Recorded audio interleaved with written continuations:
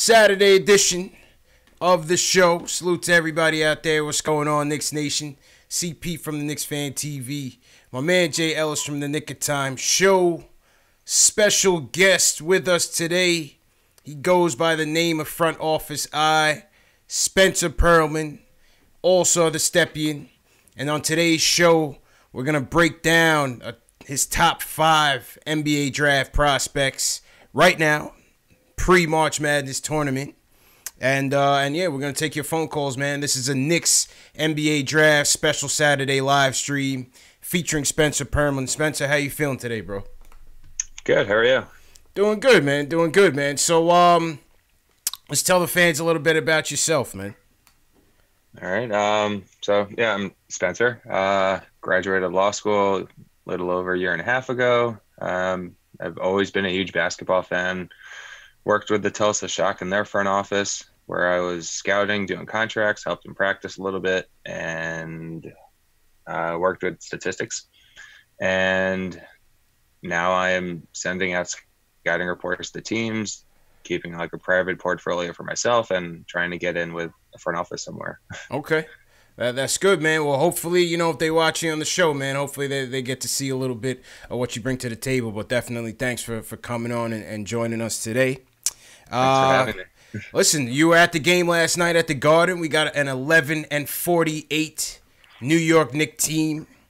The tank is strong. It's formidable. So, listen, March 14th is a very important day as part of the offseason rebuild for this team. So, in this draft, what's been noted as not too deep of a draft, let's take a look at your top 5, man. Let's start with the big guy, man, the one that everybody's highly touting. Just broke out of his sneakers earlier this week, busted out of his Paul Georges as Zion Williamson, man. What is your take on the Zion phenomenon, bro? He's a phenomenon. Like 6'6". He's not 285 anymore. He's been losing some weight. He's in the 270s now. He's unbelievable athlete. He's got ridiculous vertical spacing ability. He can pass. He can handle. He can finish. The jump shot, needs a little bit of work, but I think he's been shooting somewhere in the 30s from 3 since conference play started. His personality is awesome. Like, he is a guy you want in front of the big lights, and I think he'd do well in New York. Yeah, he's definitely a guy that I see looks like he can handle the spotlight, man. But on his jumper, where a lot of people like to knock him a few points. I mean, what is it that people are criticizing him for? Is it the shooting form? Is it just the low percentage? Or what about his jumper is the knock right now? It's both. He was never really a good shooter, even going back to his time in AAU. And I posted a few clips maybe 2 months ago or so of some of his AAU stuff and his off-the-dribble shooting ability, where it's actually better.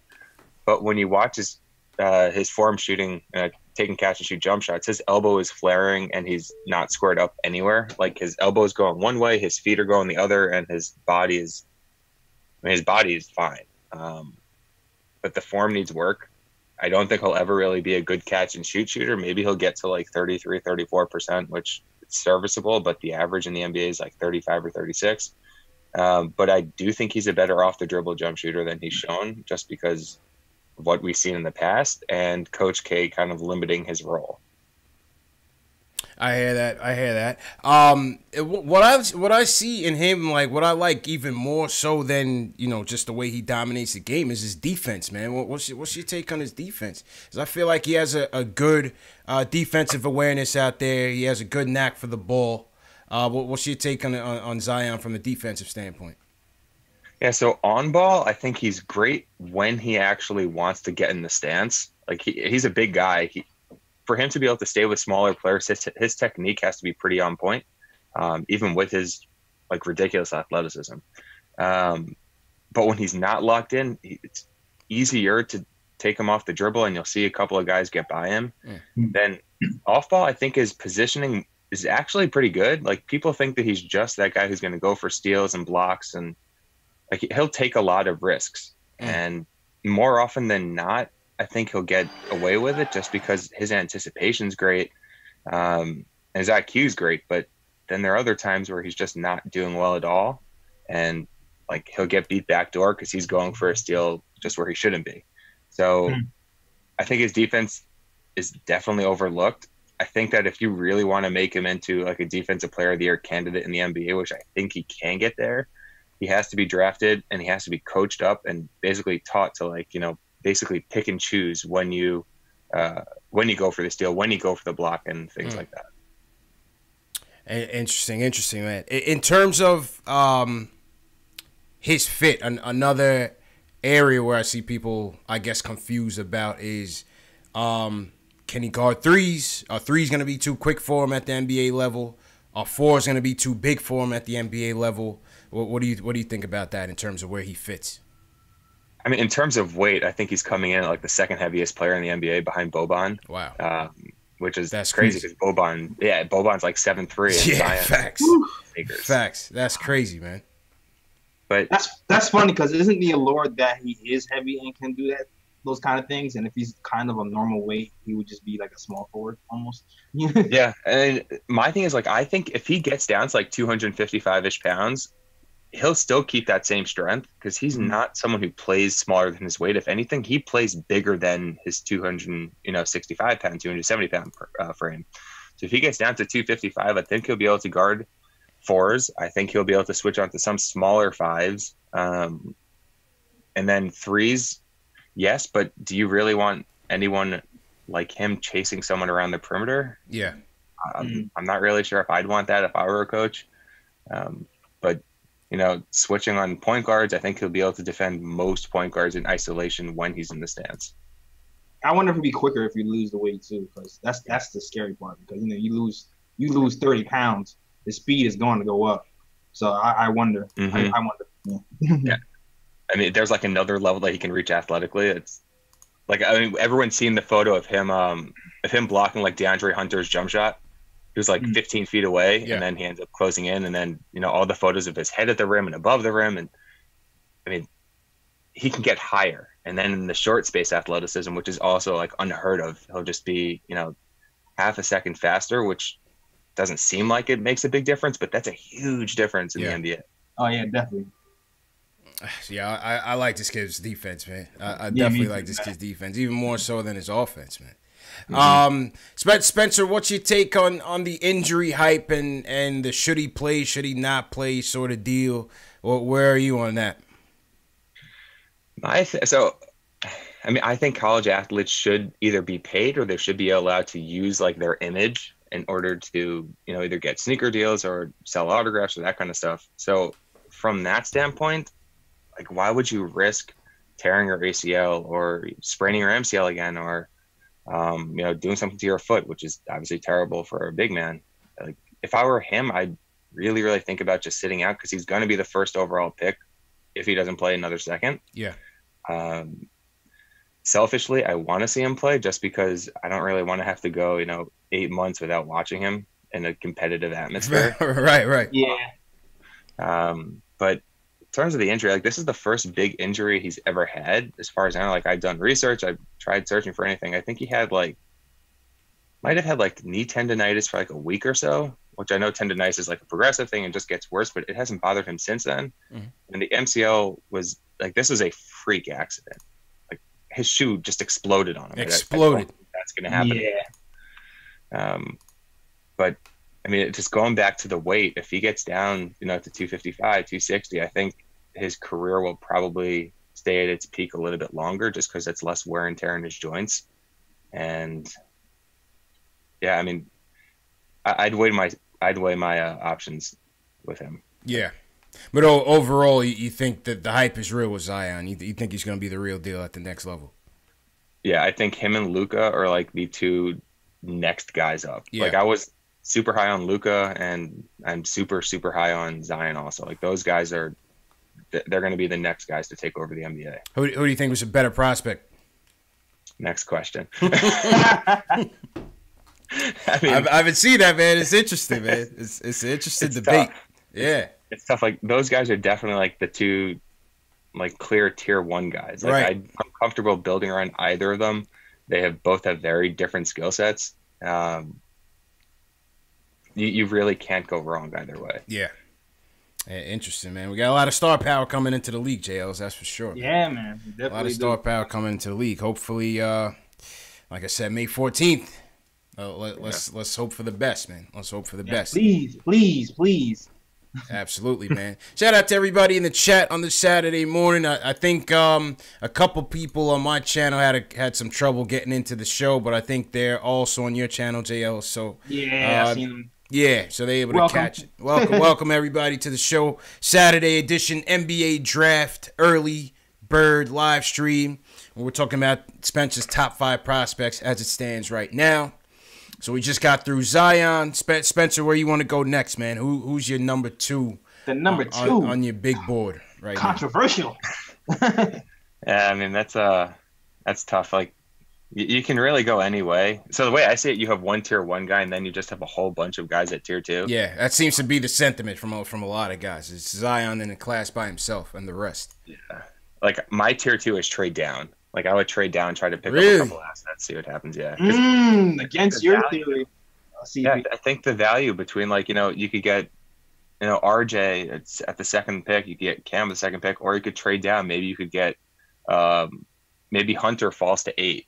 And then you could pick up Hunter and then maybe get another guy in the mid-first round, or maybe you could do what Dallas did and pick up. I mean, you're probably not going to get a protected top 5 pick in next year's draft just because next year's draft is better than this year's draft. But I mean, I don't know. We can go whichever way you guys want. Yeah. I mean, there's a little knocks on those guys, with Cam and RJ specifically, because they seem like they're not really high defensive guys and not really a high percentage shooting either. So I don't know, like maybe it could be worth getting somebody who might not be as the upside not be as high, but they might be a sure bet in the NBA as like a role player or just a good player. Yeah. Instead of bust. Yeah. I love Hunter. Like Hunter, I think is going to be a great defender. I think he's going to be a good offensive player. I actually think Cam is a great defender. His shooting is super inconsistent, and that's an issue. Like his form, if you actually watch his form the next couple of games, you'll see sometimes his elbow's down here, other times it's like super pointy, and it's just he doesn't look comfortable when he shoots. Cam Reddish. Yeah, let's talk about Cam, because I feel like, especially on our show, I feel like a lot of people in the chat aren't too high on him. No, number one thing I hear from people a lot is that he's getting overshadowed by R.J. Barrett and Zion.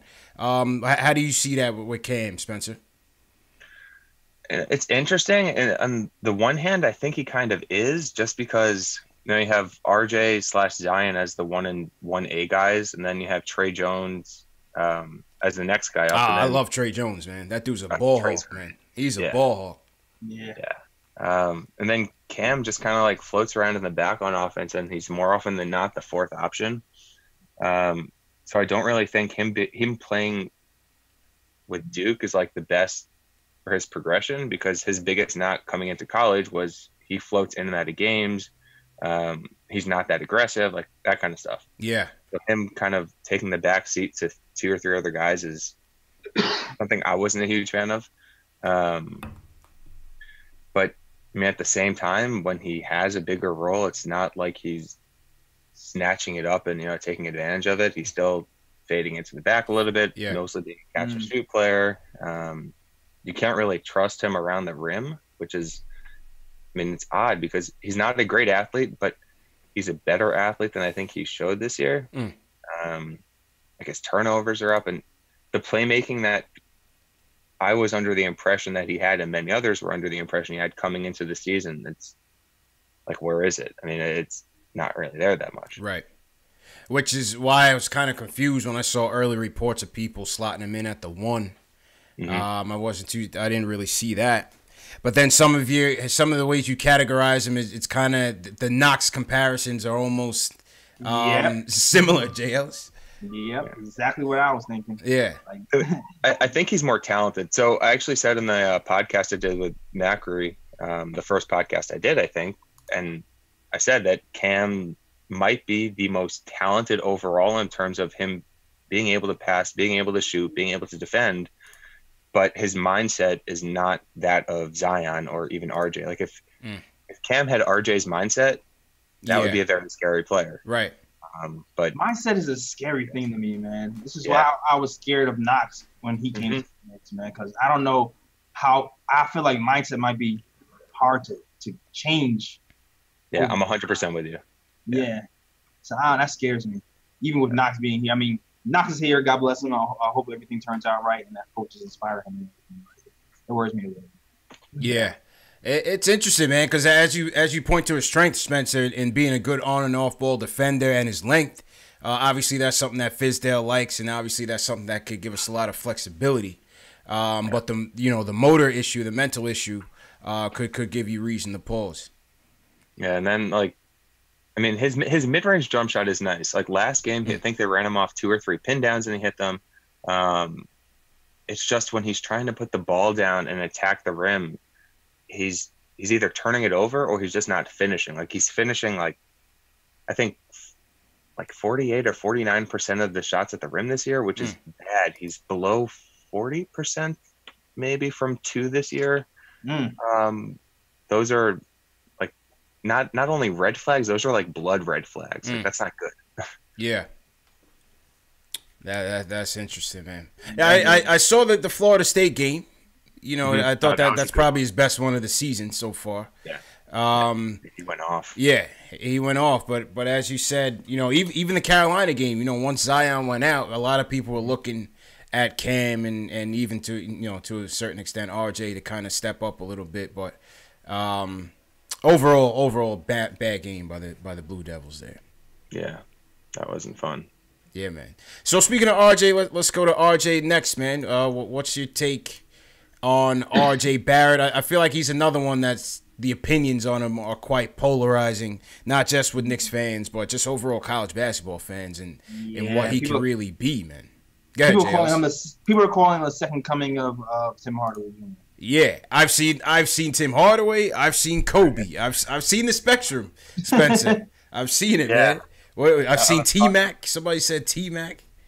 I was talking to one of my friends a few days ago, and he actually brought up Dion Waiters, which was a comparison I hadn't heard before. And in terms of strengths and weaknesses, it's interesting to think about. But the way I see it, RJ has the Kobe mindset without the Kobe skill set, which is why his efficiency is low. It's why he's taking on 3 guys at the rim instead of kicking it to the strong side corner where someone's open. But if you want an engine for an inefficient offense, and something should be said for that because not many people have that ability, I do think RJ can do that. I think he'll get his 25 points on 53% true shooting, kind of like what Melo did, and not really provide much else, which is kind of unfortunate because he's skilled. He can pass, he can defend when he wants to. The shot is definitely a giant question mark, but if he's drafted somewhere where he's given the reins day one, that I don't think that's going to turn out very well. But if he goes to, there's really no chance he ends up in San Antonio. But San Antonio is probably the one place I'd love to see him, just because Popovich and his ability to really get every ounce out of every player and play to their strengths. Kind of like how he has DeRozan playing right now. Yeah, exactly. Yeah, and I've heard that comparison also. But DeRozan was a better jump shooter coming out of college, and his form was much more translatable. He was able to pull up quickly from the mid range, and he definitely wasn't the passer that RJ is now. RJ is probably, he's far ahead of where DeRozan was as a rookie, and basically DeRozan right now, he's definitely improved as a passer. But if RJ can have that upward trend that DeRozan has, he can be a very, very good passer in the NBA. But does he want to be the very good passer? Yeah. He likes shooting. He likes shooting a lot. Yeah, especially, I see him forcing a lot, especially the Carolina game. Just watching the Carolina game a lot. He does make a lot of forced shots. But then there's other times, like the NC State game, where he flashes some ability, man. So I guess it just depends on what he wants to be on a given game. Yeah, the NC State game. That was the triple-double game, right? Triple-double game, yeah. Yeah, so that game, I made a quick video about that, and like the reads that he was making on offense, they weren't super special. But when the double team came high, instead of attacking it, he'd kick it to someone and they get the shot. So he's making the smart pass. Right. So when you watch that game, then you compare that to what he did against UNC, it's night and day. Like he was driving on 3 or 4 defenders with guys standing wide open. And the NC State game, like he has that ability to do that consistently. It's pretty simple. When the double team comes, you kick it. But the fact that he's only really done it once this entire year makes me think that was more of, a flash in the pan versus a consistent thing. I hear that, man. What were you saying, Jails? Oh no, I wasn't saying anything. I was just admiring his analysis. Yeah. Yeah, no, it's interesting, man. It's interesting. I mean, you got like the size. He's listed as 6'6", 6'7". Mm-hmm. As you said, man, can be a willing passer, but having just gotten rid of Tim Hardaway Jr., who's I guess similar style game, so hard for Knicks fans to accept. I see some people saying he's a Chuck. Easy Win says he isn't selfish. Yeah, like I said, man, the opinions are very sporadic with RJ, man. Very sporadic. There's people who say they want RJ over Zion, which seems insane to me. Yeah, absolutely. People say that on Twitter, and I'm like pulling back my fingertips, so I'm not typing anything. Yeah, like I'm just. You guys can think that I'm not. No. No. Tell how you really feel. Don't you don't gotta be polite. This is. You tell them how it is. I mean, tell them they're crazy. Tell them they're crazy. Yeah, like Zion is to AD what basically RJ is to Michael Kidd-Gilchrist. Like the drop off between 1 and 2 is massive. It doesn't like they average around the same amount of points, and Zion takes far less shots. Yeah, John Wasserman, he had a tweet, and it was like I think RJ, he made 2 fewer shots or something like that on like an extra 100 and something attempts. I mean, that's crazy. Really? Like, yeah. Yeah, man. Zion's number 1, guys. Zion is number 1. It's not to get too crazy and overthink this. Yeah. I feel like people go the other way because they're tired of the hype train. It's like you just want to pick somebody else because this guy's been in the spotlight for so long. But Zion's number 1. Let's get that out the way, and then number 2, 3, 4, we can debate that all. The question is, can we get there, man? Can we? Yeah, can we get there? Well, time will tell, man. Time will tell. Shout out everybody in the chat once again. This is a Saturday edition of the show. KnicksFanTV, my man JL's from the Nick of Time show. Spencer, the front office eye, also at the Stepien, does some scouting for the NBA. On the rise, up and coming scout. Joining us today to give us his top 5 big board. I saw some people in the chat had some trouble finding the show. That was probably my fault, technical difficulty on my end. So apologies on that if you're missing it live. But I see JL, so you got some people in your chat. So shout out to everybody joining us. T. Williams, Easy Wins, Skip, Chris, Alex, all the way from Ireland, checking in with us. Alex was the one that recommended you to us, man. Spencer. Yeah. I like Alex. He's a good guy. Never misses a show, man. Knicks film school. Yeah, you would think he lives in New York, man. This guy's 6 hours ahead of us. Alex is the mayor of Knicks Twitter. He's the mayor of Knicks Twitter. Alex is the most underrated Knicks Twitter guy on Twitter. Facts, man. Facts. He's our chat moderator. He's everything, man. He wears multiple hats in the community. So that's a fact. Yeah, man. Shout out to Alex and for recommending Spencer. Okay, so we went through Zion. We went through Cam Reddish. We went through RJ Barrett. So we've gone through the 3, Spencer. Who are you charting in at 4? You want to go Garland or you want to go Culver? I'm going Culver. I had Culver as high as 2 earlier this season. Yeah. I just saw that. I just saw that, man. So tell us a little bit about Jared Culver from Texas Tech, man. Yeah, he reminds me a lot of Karis LeVert. And like, I mean, I know, Knicks, Nets, all that stuff, but yeah, I loved LeVert at Michigan, and the only reason he wasn't really drafted that high was because of all the injury concerns. Culver, he's not really a primary guy. I mean, the only primary guys really, I guess, might be Zion and then RJ, although, with the inefficiency, but in terms of being like a secondary, tertiary guy in the starting on this like in the starting lineup in a very good team, I think Culver can do it all. He's smart. He's more of a 2 or a 3. So he's listed at 6'5", but he's not 6'5". Like he's probably closer to 6'7". And Ben Rubin also had the step in. He actually wrote a piece basically trying to figure out how tall he actually is. And I mean, I'd bet on him being measured in somewhere between 6'6.5" and he looks 6'7". tall. He looks tall. Yeah. And then the thing is, like, people say he's skinny. He's definitely not like super built, but when you want to see if someone can guard like a bigger guy, the upper body is going to develop not pretty quickly, but it's going to develop big legs. Like I think I pointed this out on Twitter before. It's a little bit weird to say, but the guy's quads are pretty big. So you want to switch him on to like a power forward, like a Thaddeus Young. I think he'd be able to do it. He's not a power forward, but everyone's switching now in the NBA. So having someone who can do that, that's a big strength. Interesting, man. Jared Culver out of Texas Tech, shooting 50% from the field, 34% from 3. Yeah, but his shooting dipped a little bit recently. Okay, so let's talk about that. You said the shooting and his shooting form are some of his weaknesses. So I think it was before the last 2 games, he was having a pretty rough stretch. I don't know what the percentages are off the top of my head, but like it just wasn't good.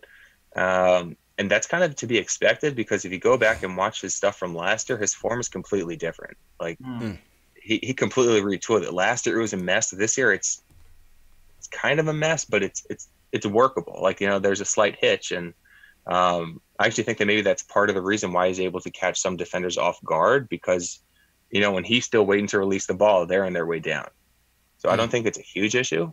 But next year, I mean, he's shooting this well in year 1 of a new form. Year 2, it should be even better. So I guess that's in the shooting and the form, but I'll buy it. Like, I'll buy stock in the form. I'll buy stock in his shooting ability going forward. Yeah, that's interesting, man. So you think you see him as more of a number 3 option on an average team, number 1 on the Knicks? Yeah, like I think he could probably be a number 2, but like even at Texas Tech, he's the number 1, but he's not like the guy creating everything. It's more of like the offense creating the looks, and then he's taking advantage of it. He's hitting guys out of the post, mid post, stuff like that. But I think he'd be a perfect 3rd option. I think he'd be a perfect, obviously 4th option because then he's going down a little bit more. I think he can be a good 2nd option, just not on a championship level team. Right. But if the Knicks get KD and Kyrie or KD and who else, if you want someone who's just going to slot in, he'd slot in. He could be a good slotting guy. Yeah. Okay. Interesting, man. Dan Wynn in the chat says he likes Culver's motor potential. He likes his motor. Let's see what else people in the chat say. Easy Win says Jared Culver, nice player. Hope we don't fall that low. He doesn't think we will fall that low this year. I mean, it's crazy. Like the first year the Knicks are actually tanking, you have a 50% chance if you get the worst record to end up 5th. Which is why the tank needs to commence and commence strongly. I'd rather just pick 5th than 7th. That's all I'm saying. Yeah. You know what I'm saying?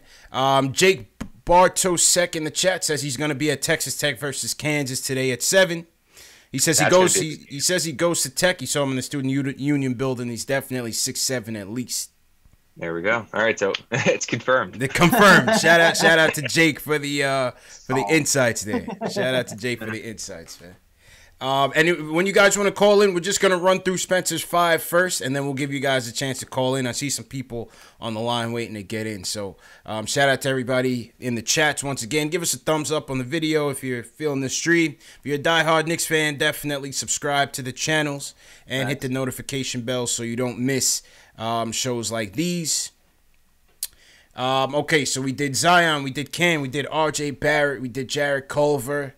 Let's talk about Darius Garland, Spencer. He's a guy that some people in the chat have also touted, coming off of an injury, torn meniscus. But highly touted in the high school circuits, and you have him in your top 5, man. Tell us a little bit about why you like Darius Garland. Yeah, so I actually went to Vanderbilt, full disclosure. Oh, there you go. He's a homer, J. Ellis. I see. He's a homer. It all makes sense.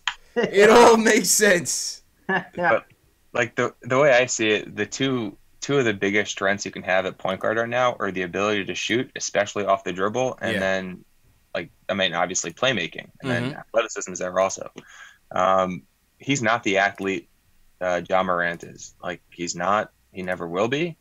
But in tight spaces, the guy I think is actually even quicker than Ja. Like north-south, he's not Ja. East-west, I think he is Ja, if not more. But it's the ability to just, like, he'll pull up from 30 feet, and it'll be Trae Young, like, just completely effortless. Yeah, looks like a better shooter than Morant. Yeah. Yeah, oh, much better. Much better.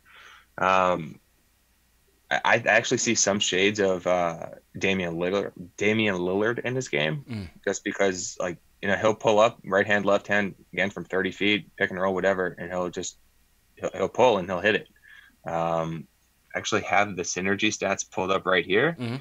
He's in the 99th percentile in jump shots. I mean, he played 4 games and then 4 minutes of the 5th game, but not like. He was 19 of 34 from on jump shots. That's great. And then even finishing around the rim, he's a bit slight. Yeah. But he's super comfortable with either hand. Like, he'll reach around with his left hand. He'll use every possible inch of his wingspan just to get the edge. And he's got a very soft touch. His playmaking, like, he's not Chris Paul, but I think he's a better playmaker than Lillard. He's not, Ja Morant's playmaker, but you got to leverage. You got to figure out, like, with the jump shot, you can take maybe a little bit slightly worse playmaker, because if anything, in the NBA where there's more spacing, they'll have to get out further. Yeah. And with his quickness, he can create looks off the dribble, just because guys have to respect the shot. So what you're saying is, because a lot of people have Ja Morant number 2 in their minds. So what you're saying is you have him over Ja strictly because the jump shot is just that much further along. Yeah, I think the jumper is basically what sets apart good players from great players. And Garland's one of the best college shooters I've seen.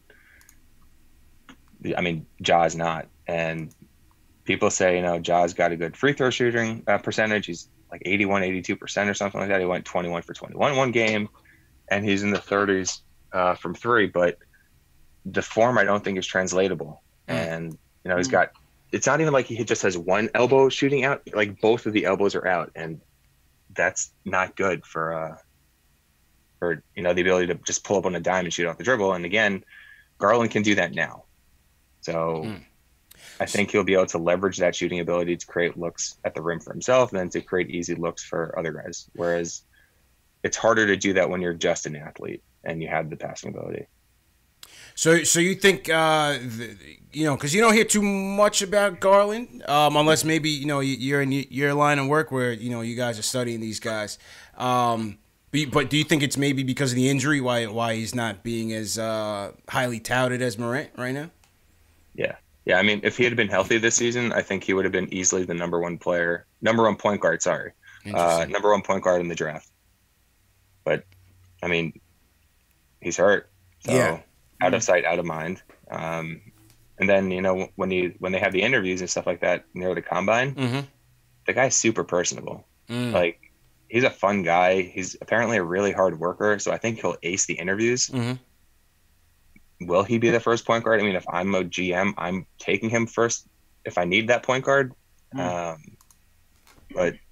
I'm not a GM yet. He's on the way, man. He's on the way. And he throws in his fellow alum in the top 5 jails. Yeah, I forgot. Take it how you want it. I forgot Spencer went to Vanderbilt, man. I forgot he went to Vanderbilt. Let's see what the chat has to say about Darius Garland. What do you guys think in the chat about Darius Garland? Leave us a comment or leave us a comment in the chat. Let's see. Ciroc says Vanderbilt's court is ugly. What do you think about that, Spencer? Were you happy with the court when you were a student there? I actually played there. I was gonna try to walk on my senior year. Okay. Injury, so I didn't. But I was able to play there with a few of my friends, and I like the court. It's different because most times you have the team sitting on the bench and the sideline, right? But they're in the baseline. Oh, okay. Yeah, like when you're watching games, it takes some time to get used to, I guess. Yeah. Absolutely. It's definitely not like a high end arena. But yeah. Hey man, that's the one for you, man. It's all good. So wait, you tried to walk on? Wait, you skipping something really important. You tried to walk on? Yeah. Yeah, but I had a really, really bad back injury basically. Oh man. You said back? Yeah, week before damn. I basically couldn't walk. Damn. So yeah, timing was kind of bad. And the team wasn't that good senior year. Yeah. Like my senior year. Mm-hmm. Oh, so you could have been a man. Oh, okay. So yeah, I mean, I was just I could have been drafted. It could have been you and ISO Luke. You and ISO Luke played the inside-outside game with Luke Cornett, man. That's what I heard. You know? Oh, team's bad. I can shine. How was Luke at school, man? He actually got there. So he started his freshman year the year after I left. Okay. All right. But like I watched all their games basically over the next 3-4 years, and I was talking to one of my friends yesterday actually at the Knicks game who also was at Vanderbilt, and he's like, he never saw this coming. Like he thought maybe he'd be in the league for 1 year or 2 years max. Yeah. But like his shooting is so much better. Like he was slow. His shot was pretty inconsistent, and he's not a starting player now, but as a third string center, I'd love him as a second string center. I could work with it. Yeah, I agree with that. I'd say third or second. So you think he's got staying power with the Knicks and within the league? Yeah. I mean, he's long and he can shoot. Yeah. Yep. Block shots, shoots threes. You can stay here. Yeah, man. Yeah, Luke had some good games for us this year, man. I like him. He had some good games against us, man. What else? Let's see what else people are saying in the chat. Dan Wynn says Garland has a smooth shooting motion. He says he looks nice. He's a fan. Yeah. Cedric Calder, he's questioning Garland over Ja. That's all right. I've heard it all. I've heard people say that. I'm okay taking the the road less traveled by that. Yeah, and that's what I told people when I was hyping up the show. I said your top 5 is not who they think it is, man, because you got Ja Morant outside of your top 5, man. Yeah. Yep. 24 points, 10 dimes, 2 steals for Ja Morant. Yeah. Yeah, this kid looks like a beast, man. I don't know, man. He just looks like he just has it, man. I actually saw a little bit of Lillard in Ja Morant. Really? I definitely did. What's your take when people are you also along the lines when people say he hasn't played anybody, Spencer? I mean, his conference is bad, but he showed out against Auburn and was it Alabama? Yeah, Alabama game over Christmas break. He had a good showing. Auburn as well. Yeah. So I don't think it's. I mean, his schedule is easier, but the 2 big games he's had this year, or 2 of the big games he's had this year, was against great competition, and Auburn's defense is like ridiculously stingy. Mm-hmm. So, yeah. I mean, outside of the shot, what's your take on his playmaking ability, man? Because that's what I like about him as well, man. The assist numbers are nice. Yeah. So his passing it's special. Like it's very, very good, and it's actually funny because in the beginning of the year, I'm like, all right, is it really that good, or is it just because of him being the only guy initiating the offense? So I think I missed maybe like 3 games of his this year. His vision's like it's great. Right. Yeah, he has the ability to like make those left-handed hook passes that Trey can make. Does like right hand, tries to force it maybe a little bit too much, which is probably why his turnovers are a little bit too high. But the passing ability, like I love. If you had his passing ability with Darius Garland's shot, that'd be special. Yeah. Yeah, I like his playmaking, man, and athleticism. I just like that dog in him, even on defense, man. He's jumping through the gym, JLs. I like the dog point guards. Yeah, man. Like I know his off-ball defense isn't all that good. It's like off and on. Yeah, and then even like the point of attack stuff, like getting over the screens and the pick and roll. If he's hit, he's done. Like he's not trying to get back in the play, and he takes so many questionable steal attempts, like 60 feet away from the basket. And that stuff you can be taught out of, but there have been few players I've seen who actually look like they care less than him on defense.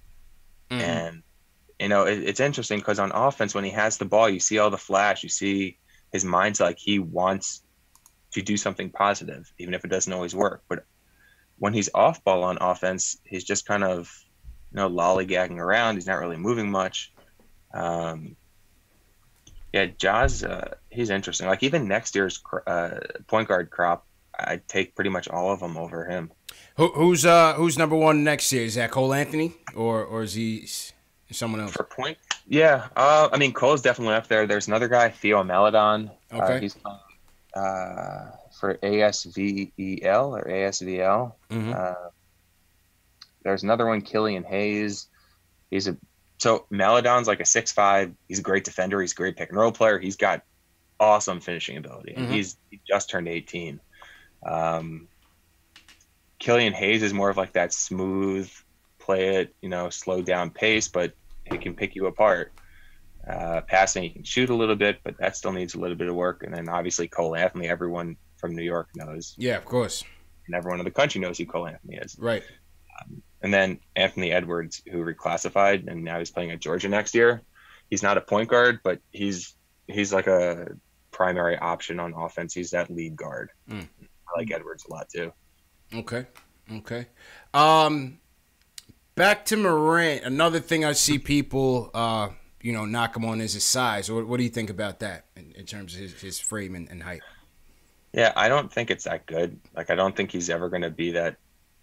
Like, he's not going to be Russell Westbrook. He's not going to be Chris Paul. Though Chris Paul is a little chunkier more than he is, like, muscly, I guess. Mm-hmm. But I mean, he's 175 now, I think. 175, yeah, 6'3", 175. Yeah, so I mean, I can see him getting to like 185. I wouldn't really want to go much above that. I don't really think there's a need to, because even if he gets like 200 pounds, it's going to reduce some of his athleticism probably, and he's not going to be a switch guy anyway. So I think it'd be kind of pointless to get like that big. But yeah, going back, his frame's not great. It's not the worst thing in the world, but I don't think it's that good. Okay. All right. What about Bol? I know that's your guy. Oh boy. Yeah, no. Listen, these guys in the chat, I just think guys like that, man, he's already down with a bad injury, man. With a bad, what is it, a foot injury, a knee injury?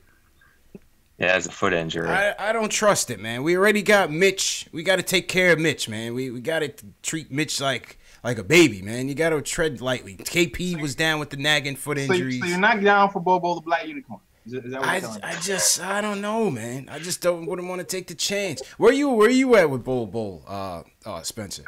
I'd probably have him outside of like my top 8 or 9, but after that, I mean, after what, the injury? No, like I'm saying, like after like the like around the 10th pick, if you can take a chance on him, I think he's an interesting player. His motor's not good. The foot injury is scary. Like that's not good. That's what I'm saying, man. I don't trust it. I don't want that around. I need a sure thing or close to a sure thing. Yeah. I mean, if he hits, he's really going to hit. I was talking with another one of my friends. I'm like, Bull is either going to be a huge stud, like he will be a unicorn, or he's going to fade out of the league, and like there is no real in between. It's just too interesting, man. Interesting. Michael Parker sends us a super chat. Salute to Michael Parker. He says KD had a foot injury too. People forget. No, I definitely didn't forget, because that was a bad injury too. That fifth. I think he needed a skin graft. On that foot, man. So that's another thing. And with that, he's taking his injury and his championships to New York, JLs. Hey, after he wins his third one, he can come here and get the bag and Yeah, come to New York, bring a friend. Come to New York and bring a friend, man. I see people in the chat have questions for Spencer. Dave, if you want, send them the link to the Google form. and we'll get to those Q&As after we get to the phone calls as well. I don't want to miss anything in the chat, but I saw some people had questions for Spencer as well. So Dave, if you could send them the link, we'll pull that up for the end of the show. Real quick before we close out on the point guard, Spencer. So you were at the game last night and you were talking about DSJ. In terms of the draft strategy, I'm always with the best player available sort of deal. Mm-hmm. If we get to a 3 or 4 slot come May 14th and you have Morant and Garland there, not knowing what the free agency holds and still having Dennis Smith Jr. there, you think they should pull it regardless? In most drafts, I'm a fan of just the pick the best player, just because you can usually tell who it is. But after Zion, you can make an argument for, 6, 7, 8 different guys. Yeah. So I guess unless if they really buy into Garland or Morant, then you should definitely pull the trigger and you should draft them. And I do think there's some sort of a market for Dennis Smith Jr., even with, the defensive concerns and the inconsistent shot. The Knicks they're in an interesting place, I guess, just because they have no true number one guy. It's not like they're trying to win now. It's the accumulation of assets and trying to get lucky in free agency. Right. And we're in an asset building phase, JL. So what do you think about that? If the point guard is sitting there on the 3-4 slot or even the 5 slot, do you go there if he's the best player available, or do you try to address another need area, JL? What do you think? Man, I've been going back and forth this all the time, but I'm like, Kyrie's coming, might as well get him anyway. See, this is why I wish free agency was before the draft. It only makes sense, man. Yeah. It only makes sense. Free agency needs to come before the draft so that we know for sure, like, okay, Kyrie's not coming. Let's address, whatever it is we need to address. Because then we got trade chips. Then you got trade chips. I wish that we'd do that, man. But what do you guys think about that in the chat, man? If the point guard is available and we're looking at the 3 to 5 range, still having DSJ, and you have a guy like a Morant or Garland up there, what do you guys do? Let us know in the chat. Leave a comment in the chat. So I want to say one quick thing. Yeah. So someone asked about Sekou. Yeah. I don't think last year people were talking about him as the next Giannis. He's not. Mike Schmitz actually put out a piece earlier this week, and he said he's more of like an Alfred Camino guy, which I've been saying since last year. I spoke with Mike Schmitz on the phone a couple months ago and actually said that that's what I'm thinking. He's like, yeah, I think the people are kind of like blowing it out of proportion a little bit. So I don't think Sekou is really someone you take at like 1, 2, 3, 4, 5. And I like Aminu. He's a good 5th starter, but I don't really think you should try to pick a 5th starter if the ceiling, the realistic ceiling isn't that high. I agree with that, and we're gonna get to your next tier players. Let's go to the phones. Will from LI wants to talk about how Zion should keep playing despite the injury. Will, what's going on, bro? Yo, what's going on? CP, JL, Spencer, how you doing? Good, man. How you feeling, bro? I'm doing all right. Listen, man, I was watching the Duke versus Carolina game, and I saw what happened to Zion, and obviously we're going for the number 1 pick, and we don't know what's going to happen.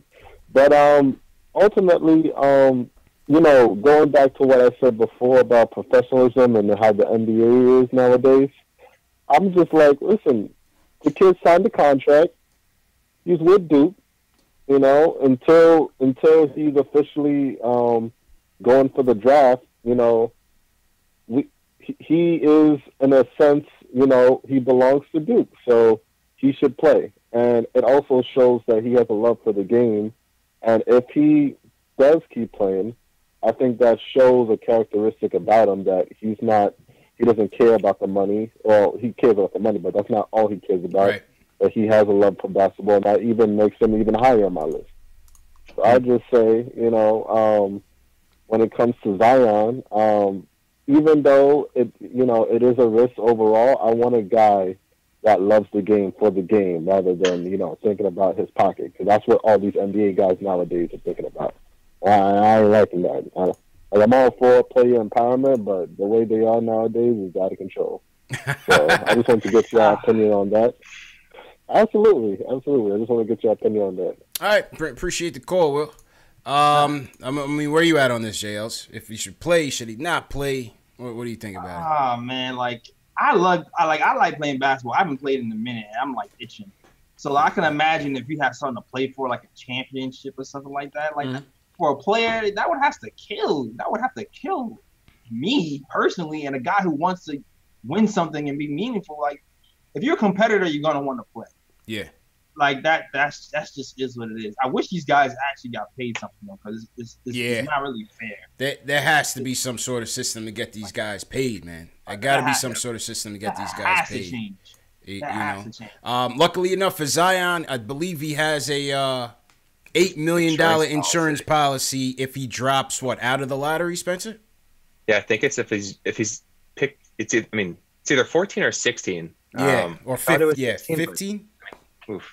Yeah, but still, like, you know, if he drops out of the lottery, that's still less money he's making per year. Right. You know, the qualifying offer and all that stuff is going to be lower. Yeah. Yeah. Yeah, it's an interesting debate, man. OG Trill in the chat said he should do what Mitch did. Oh, just pull out.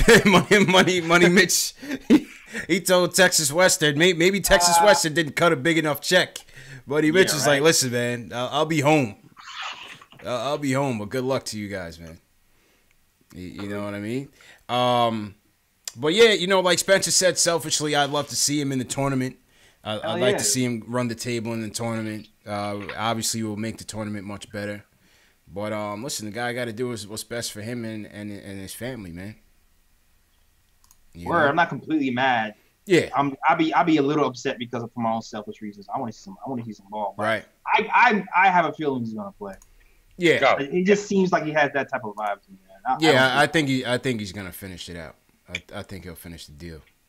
Can we get him some new sneakers though? Can we do that? Oh man.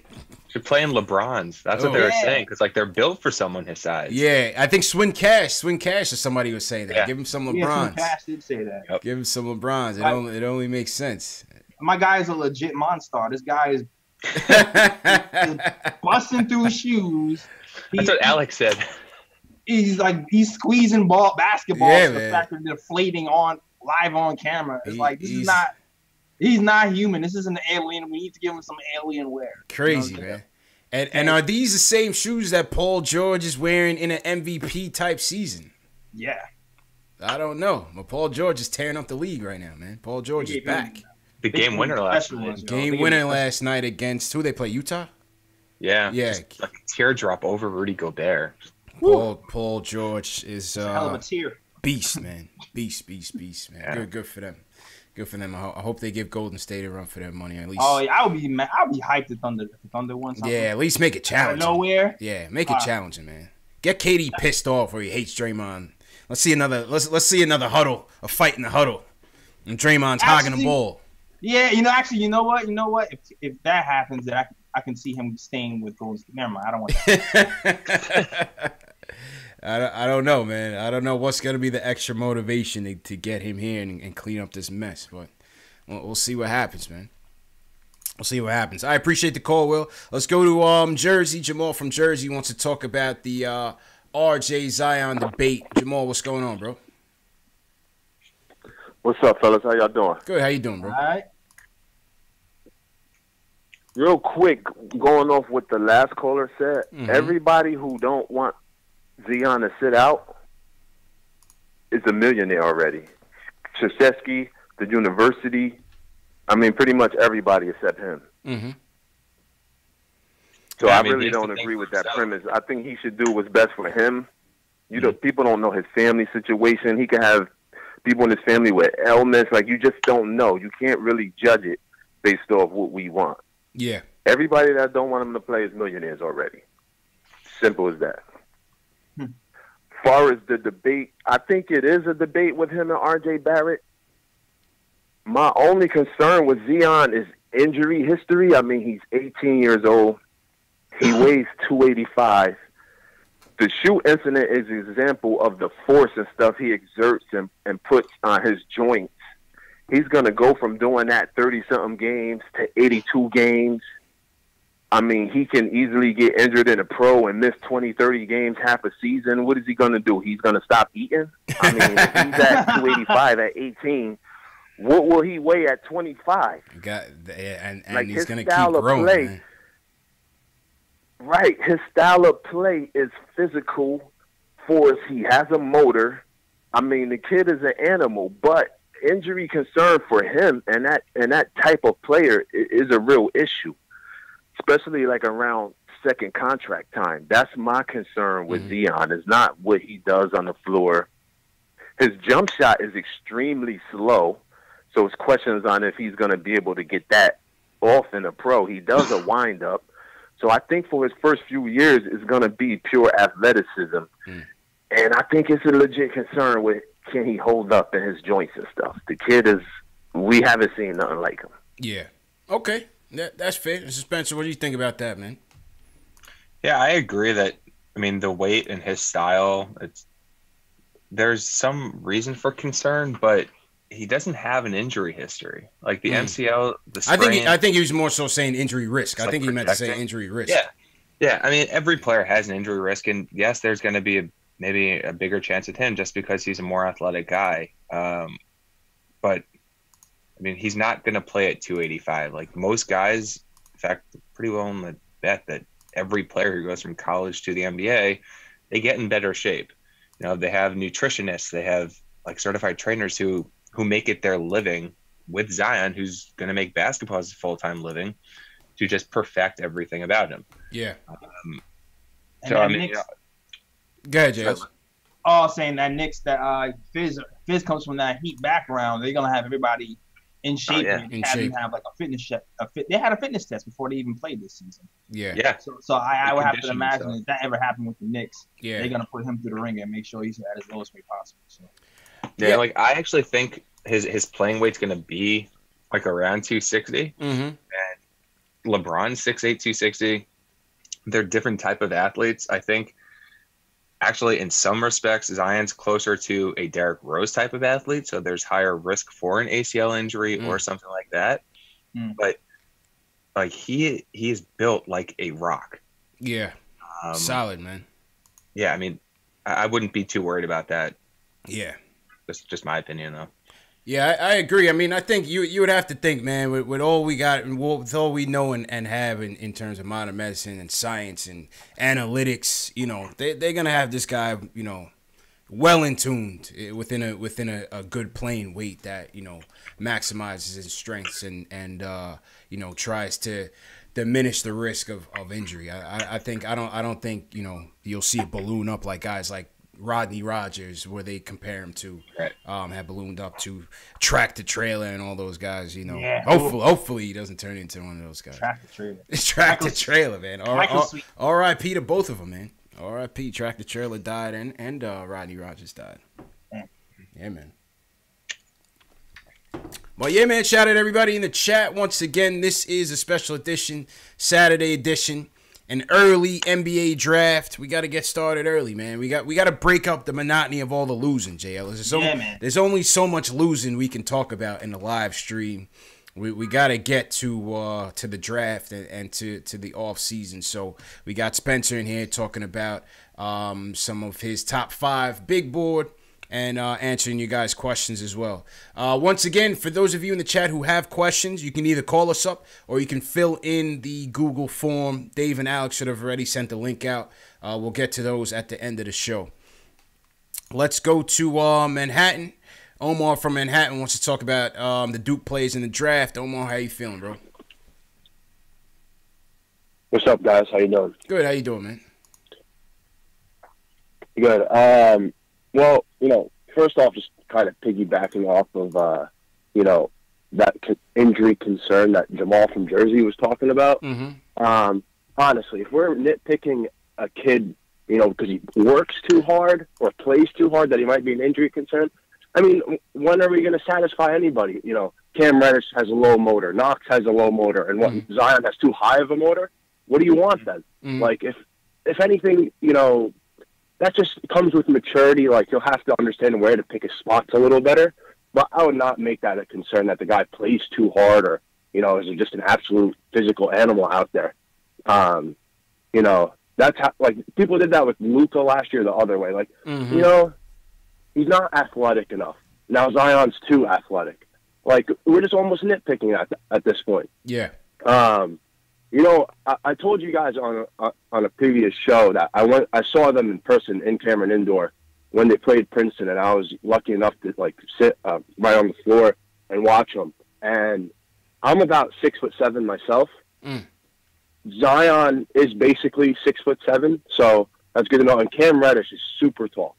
He's a legit 6'9". Interesting.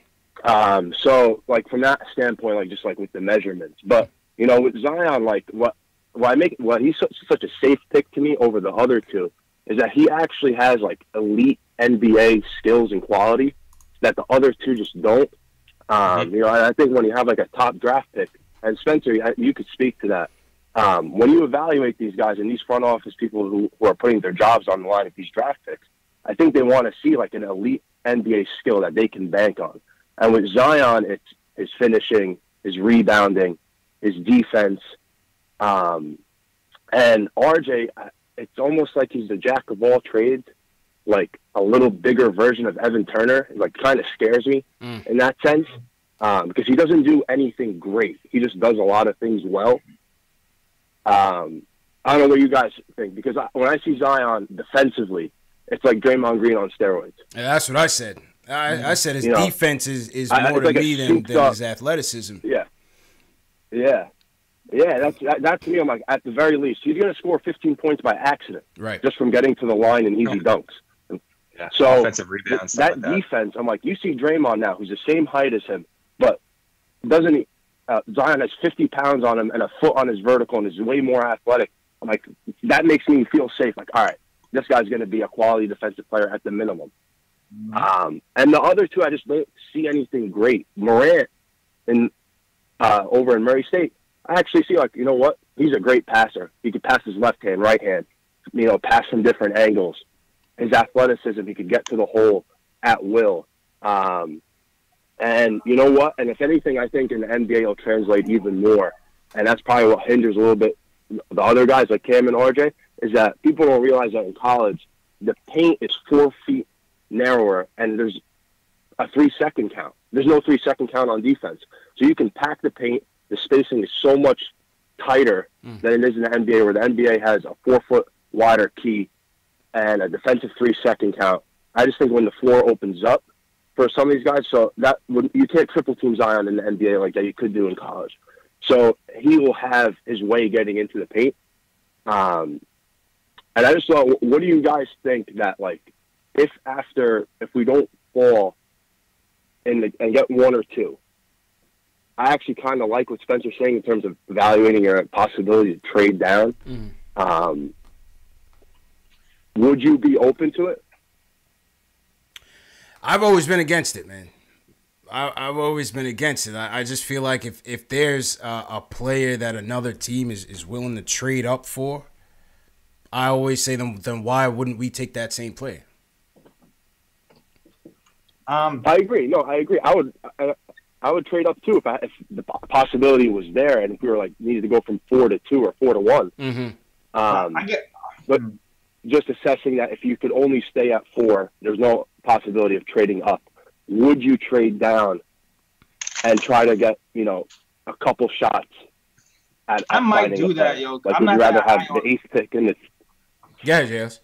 Yeah, I might do that. I'm not that high on Reddish and RJ, to be honest with you. And those are guys who seem to be the guys slide to be 2 and 3. I might be higher on a Morant or anybody but those guys. So if Morant is slide to be 3 or 4, and then I might trade down for that. But I might do that, depending on where I am. And Spencer, maybe 3 and lower. I don't know. And Spencer, you were saying that if they found value at one of these slots, you would definitely entertain trading down.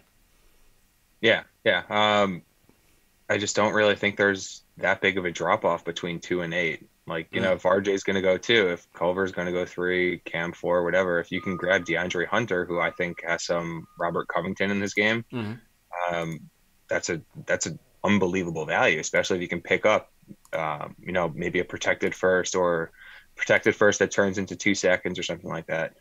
Like, you know, the Knicks are in asset accumulation mode, and I don't really think there's that second star in this draft. Like, this draft is not last year. There's no Jaren, Trey, Luka. There's no, like, Bagley. There's none of that. Carter. Mitch. Yeah, Mitch. I mean, like, Exactly. that's not going to happen this year. But going back to what he said about Zion and having that, like, elite skill, so, I mean, you know, you have the floor, you have the ceiling. Every elite skill just makes the floor that much higher and higher, and it raises the ceiling higher as well. So instead of a player, like, if you think of it on a scale of 10, instead of having, you know, the jack of all trades who has like 4 skills at a 5, Zion having the elite athleticism, the very, very good defense, the elite finishing, rebounding, all that stuff, that instead of being 4 or 5s, he's got like 8, 8, 8, and then you know, his shooting's a 2 or a 3. I mean, 2 maybe is too low. But like, you know, a 3.5 or whatever. The shooting's gonna come up with time, but he has that. He has the ground already to come in day one and like impact games. You can't turn that down. Yeah, absolutely, man. Yeah, I agree. And I think the weight issue is just a little overblown, because if you think he's a hard worker, then that will take care of itself. You know, rest in peace to like the Rodney Rogers and Tractor Taylor, but they were kind of lazy throughout their careers. That was always the knock on them, that they didn't take their career seriously. If you think Zion's that type of kid that's going to take his career seriously, weight won't be an issue. Yep. That's fair. You know? Fair and point. he's a freak. Like LeBron, people thought LeBron was going to age badly. Remember when people were talking about that back to like in 2010, before, like, you know, he would be an old 30 with bad knees? Like, these guys are outliers when it comes to like normal physical norms that we have in our heads. The laws of physics don't and apply. it's just like you have to throw that out the window. Like, they're outliers. The Greek Freak's going to be an outlier. It feels like it. Yeah. It's almost like Kareem, that like he could, you know, they're aliens. Facts. So, yeah, I like Zion. It's head and shoulders above everyone else. Like, if I'm getting in this draft, like, even if we don't get 1, find a way to get to 1. If possible, try to trade up. And I would trade up a lot to get him. You know, and I would actually trade up all that stuff that we were saying about trading for Anthony Davis. I would include that to trade up for Zion. That's how highly I think of him. Interesting. Okay, appreciate. Like, the I call, would trade. I would go like 4th pick in Knox, and, you know, one of the Dallas firsts for Zion. Oh yeah, I would do that. Oh yeah, I would do that. I don't know if they would do that. Yeah. I don't know. I don't know if the number 1 Phoenix or the Bulls would do that, but I would do that. I would definitely do that, man. Yeah, I mean, like, just at a minimum, I would put in a lot in that deal. Yeah, like, just to do it. Okay. I appreciate the call, man. Good call, bro, as usual. All right, thanks, man. guys. Yeah, man. And Omar's always a good call, man. Appreciate the call, bro. Yeah. May 14th can't come soon enough, guys. Oh yeah, man. Absolutely. Can't come soon enough, man. 14% chance, 50% chance at the 5th pick if we finish first. I saw somebody ask about Clark. Yeah, Brandon Clark.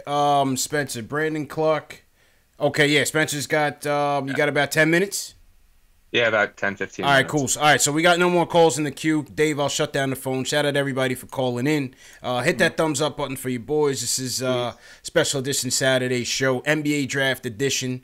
Talk about some of your other tier guys, Spencer, Brandon Clark being one of them.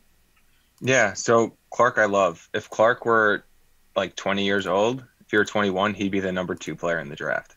Like, he does everything. He's unbelievable defender. He's a great passer. He played point guard in high school. Sam Vecini of The Athletic, I think it was him, had a good piece on him and talked a little bit about that. The jump shot needs work, but there's no reason to think that like there's nothing broken with his form. Okay.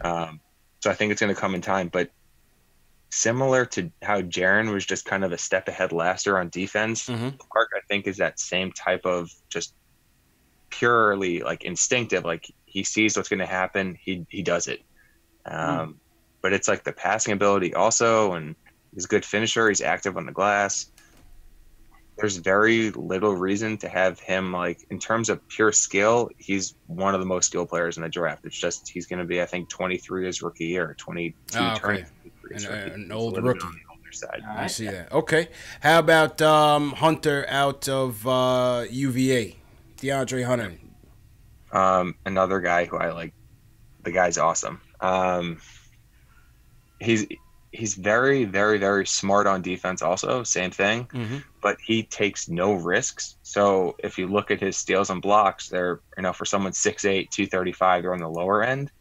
But he's the type of player, like, he doesn't gamble.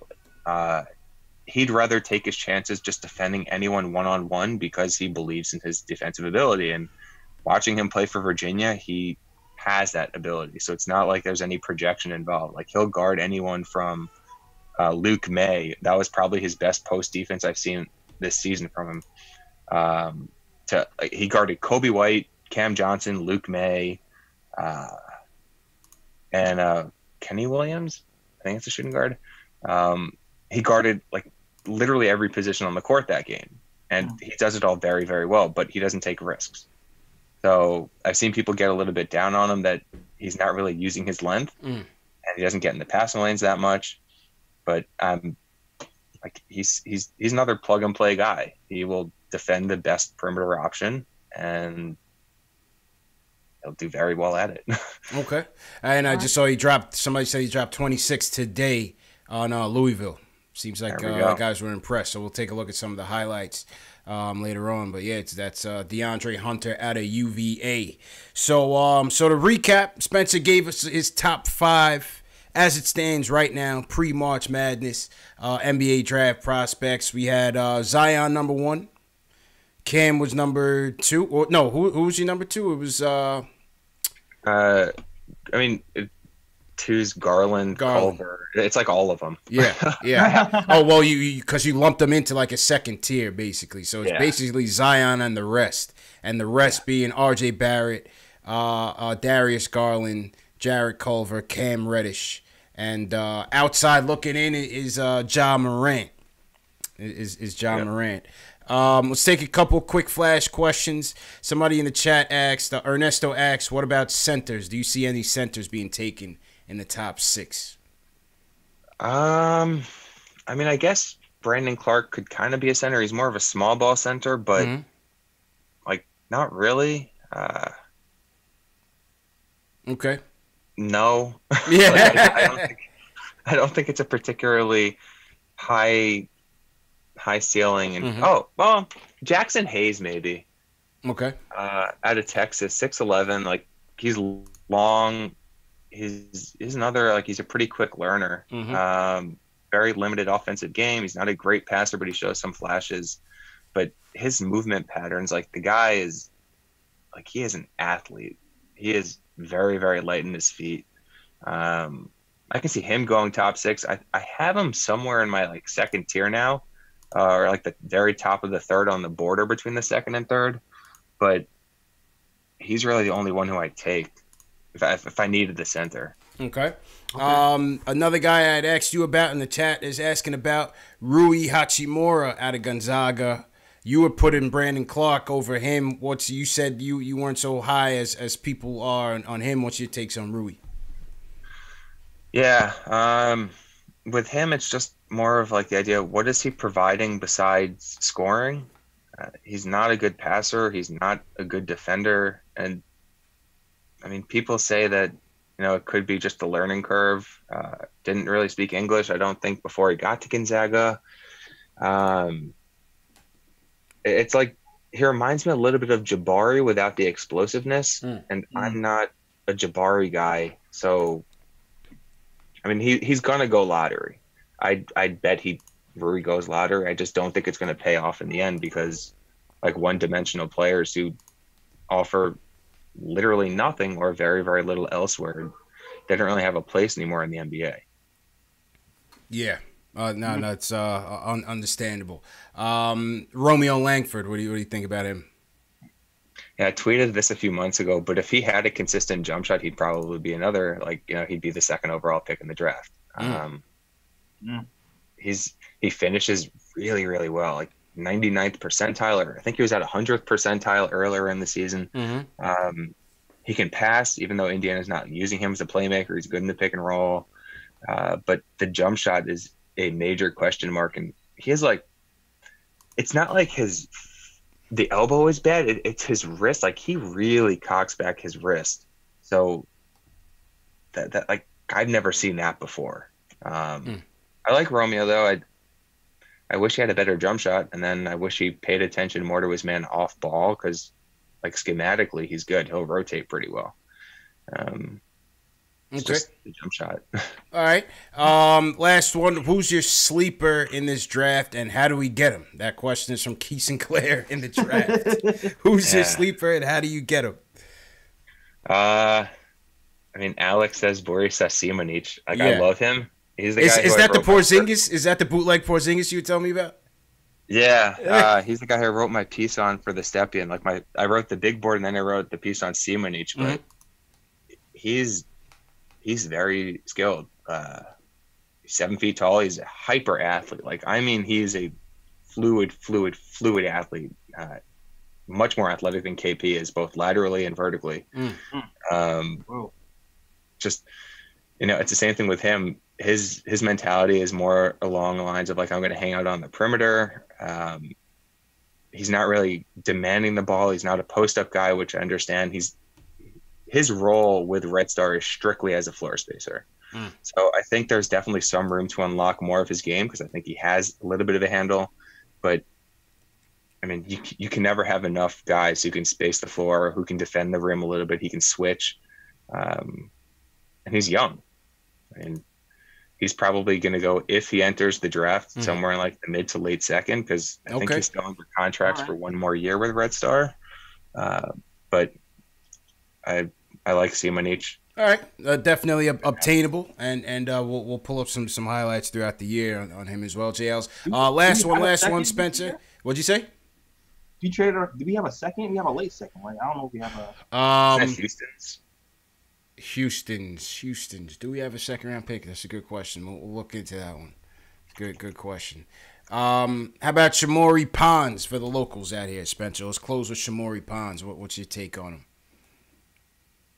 Yeah, he's another guy. I had him in around that Trey Jones, Kobe White, Jordan Poole tier. He's a hell of a shooter, a hell of a scorer. The shot I still think is a little bit streakier. I'd want it to be, and he's another guy who you could just. It's like a Lou Williams. If you want someone to just go in and run the entire offense through and just put up points, he'll do that. Have some shot selection concerns, but watching St. John's with him on the court and then without him on the court, you completely understand why he does what he does. His role is to be the engine. The guy, not, St. John's kind of screwed. Yeah. But I like Pons. He's fun. He got pretty crapped on by Duke when they played, but expected. Pons is a good player. And Trey Jones is a good player, man. Trey Jones is a good player, man. All right, this was a great session, man, and I think if you're able to come back, Spencer, I think at maybe a post lottery show where we actually know where we're at, where it all stands, I think that would be in order. So you could give us your definitive lists in the first and second round if we have that second round pick, man. But I definitely appreciate you joining us, educating the fans on some of the guys we need to look out for. Obviously, as we near the tournament, these guys will be more and more prevalent on the national stage as well, man. So customary on the show, Spencer, to close out, I'm going to throw the camera on you. Just tell the people where they can find you at, and on Twitter, and promote your website, everything, man. Yeah, so I'm at Front Office I, just spell that out, it's one word, and I'm writing for the Stepien, and they're at just thestepien.com, and I'm putting out a whole bunch of videos. Like maybe usually I tend to slow down a little bit over the weekend because that's my I just kind of binge watch games. But during the week, I'm putting out 1, 2, 3, 4 videos a day on a couple of guys who I like. Yeah, I mean, give me a follow on Twitter. I'm active. Sounds good, man. Thanks again, Spencer. All right, JL, it's up to you, man. Yeah, you already know the drill. In my description, you see all the links. You can follow me on Twitter, Instagram, and Facebook. Twitter, The KOT Show. Instagram, The Nick of Time Show. Also on Facebook. Also, check out the podcast with me and the crew. I know we took a break, coming back on Tuesday. So check the link in the description for that. It's on SoundCloud, iTunes, Spotify, YouTube, all that stuff. And yeah, also the merch. I got merch coming. The Fizdale. I mean, I know some of the merch got wiped out because everybody got traded, but the Fizdale, the Fizz hoodie is still popping. You know what I'm saying? People still love the Fizz stuff. So you can do that. You can do the Knox. Actually got the Knox on today. There you go. Show them the drip. All right. Yeah, show them the drip. Yeah, link in the description for my merch as well. And that is it. Back to you, CP. Appreciate it, J. Ellis, and appreciate you, Spencer. And yo, man, thanks to everybody for tuning in. This was a special Saturday edition. It's time to talk draft. You just heard Spencer break down his strengths and weaknesses for some of these guys, some of these top prospects, man. So once again, we thank Spencer for providing us with that education. If you guys enjoyed this show, give us a thumbs up. That's the best way to promote this show. Subscribe to the channel. Give us a thumbs up. Share this show with your fellow Knicks fan. Let them know it's draft time, and we got to dig into it. This show is available in audio format. Spotify, iTunes, Google Play, Alexa, Stitcher. So for those of you that need to listen to it in audio format, you have that option available as well. Replay of this show will start at about 5 p.m. Eastern time and replay throughout the night. And yeah, man, that's it, man. Great show, fellas, once again. Sunday night we'll be back. Knicks versus Spurs. Keith Sinclair, appreciate it. Tyon Reed, Ace Bezel, Natty Solo. JL, who you got in your chat? Yeah, Rich Jim, HB Mac, Charles Lasseter, Matt B, Young Simba. Young Simba. And State of New York, next spot. He was here last night and he's here today. Hey, man. Yeah, man. We got the regulars in here, man. Yeah, the regulars in here. Yeah, man. All right, people. So we'll see you tomorrow night, 10:30 Eastern, Knicks versus Spurs. Let's keep the tank rolling. And, yeah, man. See you guys next time.